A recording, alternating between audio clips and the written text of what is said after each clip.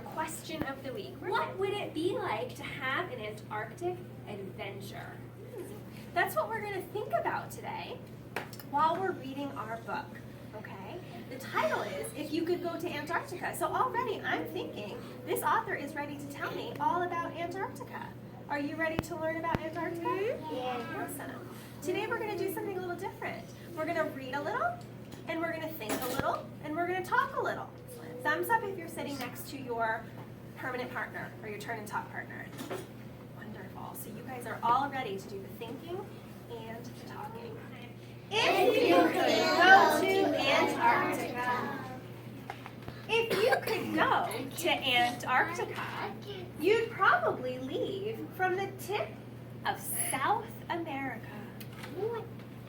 So here is the tip of South America. We live up here in North America, right about there. This is the tip of South America. And the author is telling us, if you could go to Antarctica, you'd probably leave from the tip of South America. So we'd start there. You'd travel for days in a boat over rough, stormy seas.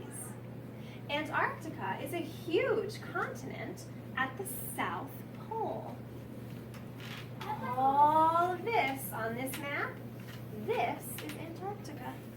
If you could go to Antarctica, you'd have to be ready for cold, cold weather.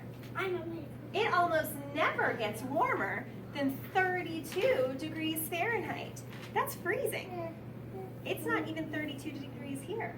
Right today, it's about 50 degrees. And it never gets warmer than 32 degrees. It's always freezing. So remember, we're always thinking about our question of the week. If you could go on an Antarctic adventure, right? What would it be like? So what has the author told us already to help us answer that question? What would it be like to go on an Antarctic adventure?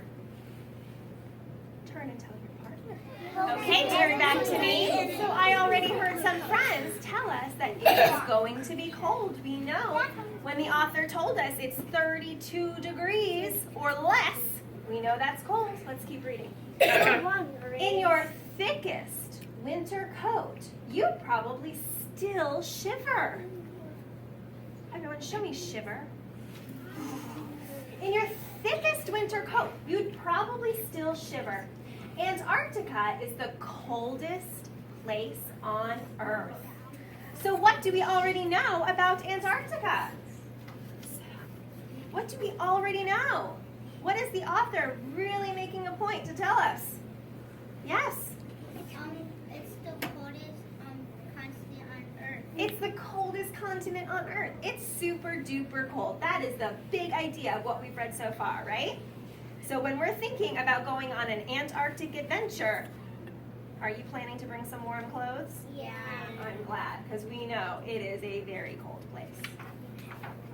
If you could go to Antarctica, you would find snow and ice that almost never melts. On the shore near the sea, the wind can blow 50 miles per hour for weeks at a time. Do you know what it feels like to feel 50-mile-an-hour wind? No. If you get hit, if wind is blowing on you that's 50 miles per hour, you can lean your body into it and you can feel it pushing you back. Is that a strong wind? Yeah. Is that going to make you feel warmer or colder? Colder. So why doesn't the snow and ice ever melt? Right here, the author tells us you would find snow and ice that almost never melts. Why? What do we already know? What has the author already told us in this book? Yes. Yeah. It's really, really cold, and the snow or else will not melt. So it won't melt. It's so cold there. The snow and ice won't melt. Very smart.